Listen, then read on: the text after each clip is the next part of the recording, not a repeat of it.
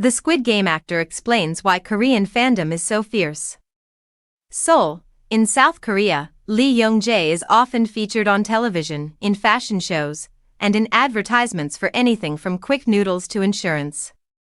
He was already well known in South Korea as a leading man before becoming even more well known domestically and internationally because to his role as the hero of Netflix's popular series Squid Game.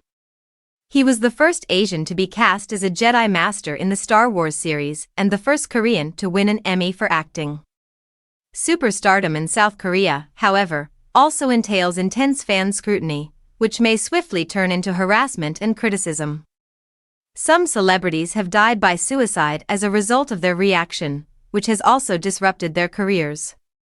In a recent interview, Lee described the expectations of South Korean fans as a burden. Here, viewers support their favorite celebrities with the affection of a relative. According to analysts, this may make a celebrity's disappointment very personal for South Korean viewers. Lee has experienced rejection. He was arrested for drunk driving in 1999, and his license was revoked. He did the same thing 3 years later. Even though he was called a disgrace by the local media, his thriving career was unaffected by those episodes since social media was not as developed as it is now. It would have been different if it had happened recently, said Jason Betrayal, a Korean cinema scholar at Seoul's Hanyang University. Lee, who said that he still feels bad about the episodes, learned to balance the expectations of his fans in the years that followed. He has established himself as an unflappable celebrity. According to Lee, fans could only communicate with stars and one another in person before smartphones and social media. They can now communicate online, which has increased the fervor of fandoms. At the July interview in Seoul's Gangnam area, Lee, dressed in a gray suit and Christian Dior shoes, seemed thoughtful and serious as he outlined his beliefs on what his supporters need.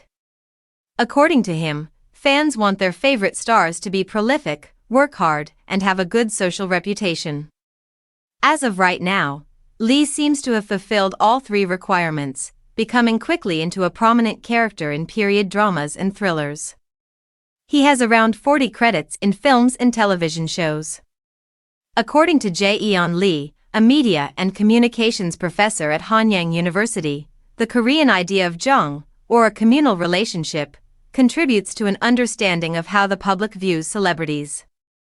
High levels of affection and holding each other to high standards are characteristics of Korean relationships, she added.